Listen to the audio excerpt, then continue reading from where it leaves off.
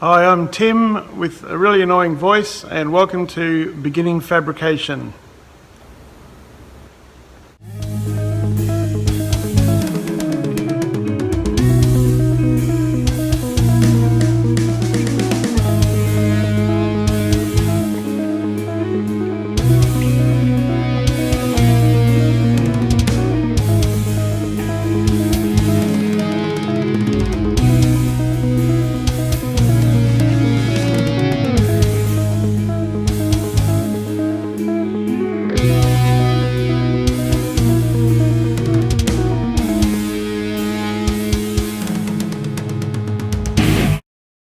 Hi, my name is Tim, and this little selection of videos I'm calling Beginning Fabrication. So hopefully anyone who's just starting out can pick up a few little tricks and just get an idea of how to start, what tools to use, what basic tools to start off with if you don't have any at all, and just a few little ideas to help you think outside the box. If you're already a good fabricator, you won't get anything out of this at all, I wouldn't think. This is purely because I get asked a lot of questions, and I can kind of tell from the guys asking and girls that they're a bit nervous to ask because they think it's such a beginner's question to ask. I'm always happy to answer questions, and I'll never answer a question to make someone feel bad, because everyone starts at the beginning, and I'm completely self-taught. I have no trade, so I don't really feel I have the right to withhold any of the little things that I know. So I just wanted to do these to hopefully give you guys a bit of an insight into the fact that you don't need to have every tool in the world to make something, and it's fun.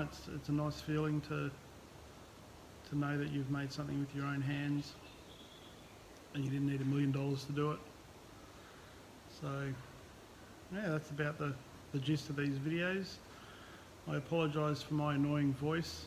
I can't help that, that's just how I sound. And I'm an old, fat, balding guy who looks a bit homeless. And that's fine, I can live with that too. So hopefully you enjoy these videos. They're going to be pretty poor quality because I'm using my phone. I don't have any good audio. If I do put any music on, it'll be my own music, so you probably won't like the music either. And the editing program that I'm going to use I've never used before, so I'm assuming they're going to be really basic, but I still hope that even if one person gets something out of these, well then I'm happy. So keep watching, and hopefully you'll get some use out of them. Cheers. Alright, I've laid out a few of my must-have tools that I'll use the majority of pretty much every day. This is the cheaper stuff, so not going into welders and all that kind of gear that you might not have straight away. So probably the tool you use the most would be angle grinder. I use a 5-inch. If you're just starting out, a 4-inch one is probably more manageable, and leave the guard on, even though I don't. 1mm cutting discs are excellent because you can just do such neat cuts without getting metal too hot. Grinding disc, literally just for grinding. Clean and strip discs, these are excellent for cleaning off surface rust or thin paint, anything where you don't want to take the metal away. Sanding disc, for cleaning up my welds and removing paint and filler as well, I use these sanding discs just on a rubber backing, which I cut back because they're normally a bigger diameter. 36 grit is the main grit that I use. I use these because they're a lot cheaper than a flat disc, and they do the same job. You can get all different grit versions of them. You just want to be really careful when you're using these that as it's rotating, it's spinning off the job, because if it's coming back on and catches, it'll flick the grinder into places where you don't want it. And the reason I cut these backings down is because I have a tendency to mainly wear out the edge of these. I don't really lean on the center here. So I've got an old pair of scissors that are no good for anything other than cutting sandpaper. And I'll trim the edges off once they get worn out, once they get a bit smooth. And then I'll get another use out of that disc before it needs to get thrown away. Because you want to waste as little as you can. Another important thing is eye protection, whether you use a full mask or glasses, that's up to you. Gloves are handy. Okay, pencils and textures. Depending on what you're marking, pencil is good. These, like mechanical pencils, are handy. They're quite a thick lead and they draw on anything. They're from Trade Tools. A couple of different size textures. Any pliers, basically, long nose, thick nose, multi grips, vice grips, any pliers you can get will come in handy at some stage, as well as decent scissors and a blade for cutting templates out of cardboard. Masking tape I use a lot, not for painting. I'll explain as we go through these videos the things I use masking tape for. So another thing that I use every day is measuring equipment. So whether it's a tape measure or any size ruler, set square definitely, and the sliding bevel, because I'm forever looking for angles and trying to replicate angles. And none of this stuff is particularly expensive, and it's easy to find at pretty much any hardware store. So another thing is hammers. Hammers, there's so many different hammers you can get. Some of them are really expensive, some of them aren't.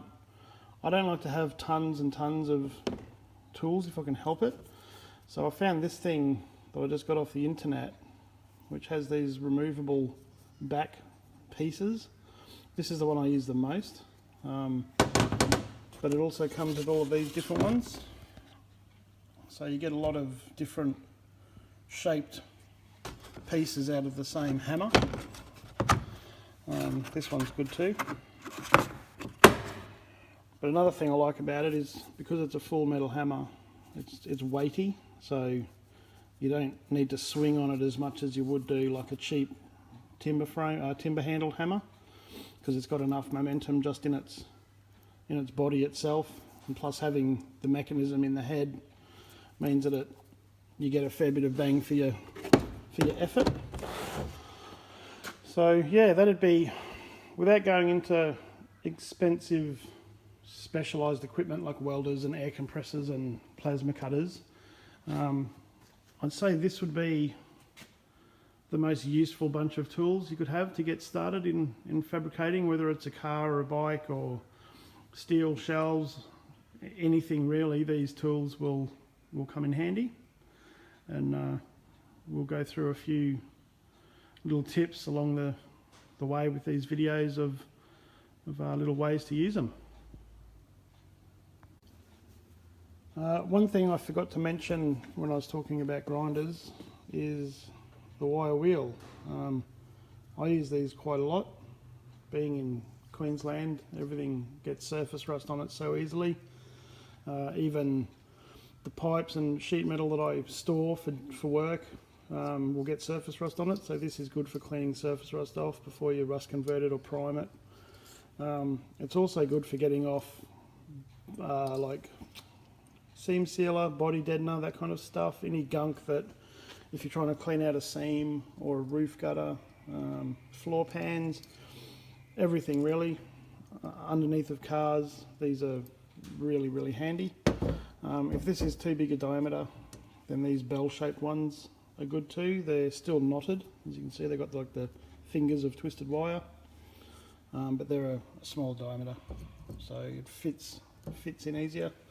These are really good for cleaning crap around window openings, like front rear windscreens, if the windows have been glued in.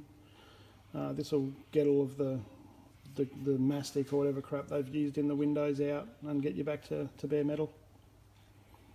But you do need to be careful of these. They spit the bristles out, and I've lost count of how many of these I've picked out of my face and my beard and my shirt and my hands and arms. So you definitely want to have some protection, at least eye protection, but wear as much as you can and still be practical. You don't want to have big loose long sleeves on anywhere near a grinder, because the wind that a grinder creates can sometimes suck loose clothing or anything into the grinder, which will then pull the grinder towards you, and that's bad. Okay, so there you go. While I've still got all of these tools laid out, and we've just been talking about hammers, panel beating dollies are another subject that some people are more than happy to spend hundreds and hundreds of dollars on these things. I'm a cheapskate, so as you can see by the surface imperfections in these dollies, that these are just cheap. I think it was like $30 for a whole set of about 10. But every now and then I'll limit these surfaces and they come up okay, but for what I need them to do, I just cope with their imperfections and work around it. But these three are just bought ones from some cheap flea market of some sort. But you don't have to use proper stuff. This is just a piece of, I think it's 45mm round bar. I use this a lot, especially when making cowl scoops and things like that, where I need to put a flare onto something where it joins another panel. You can just run this along the edge and beat the edge of the metal around this curve, and it puts a nice radius on things. I think I paid $1 for that from a metal yard. And Bricky's bolsters, these are really handy for punching in swages into floor pans or doing little joggle bends in sheet metal, like LX Trana door skins along the bottom where there's that really small little double step. Or also they're just handy for knocking a lip onto things, because it can keep a nice straight line. And I think I paid about $9 each for those, so they're certainly not expensive tools, but they are really, really useful. So hopefully that gives you some idea that you don't have to have the best of the best to get started. You just need something that you can put in your hands and get a feel for how metal moves and what it needs to either bend or stretch, whatever you're doing at the time. And sometimes just your imagination can be the key to what tool you need. So just don't. So a little bit of advice with grinding and even using a cutting wheel. Take your time. If you're putting so much pressure on the wheel that your metal is turning blue, it's too hot. You're putting too much pressure on it. And mainly with grinding, you'll find if you grind metal that's blue, it'll glaze the disc and it'll just slow down how quickly it works. If you keep the pressure even but not too aggressive, you'll find it'll just grind easier. All of your discs will last longer, and yeah, you'll just find that it'll be a nicer way to use your grinder as well, because it won't be putting so much load on the bearings inside the head of the grinder. So just let the colour of the metal be your guide as to how much pressure you put on. Obviously, if you've just welded something and then you grind it straight away, it's already going to be so hot that it won't take much for it to turn blue with the grinder. But if you're just grinding something that's cold, it should just stay silver, basically, the whole time as you're grinding, and that way you know that you're not glazing up your disc. Cool. Well, congratulations, you've made it through the first episode. Obviously there's no scripting. I've just been filming a few bits and pieces over the last few days, so I'll I'll get these episodes put together when I can. And again, if there's anything you want to ask, I'll hold this up. That's my Instagram and Facebook stuff. There we go.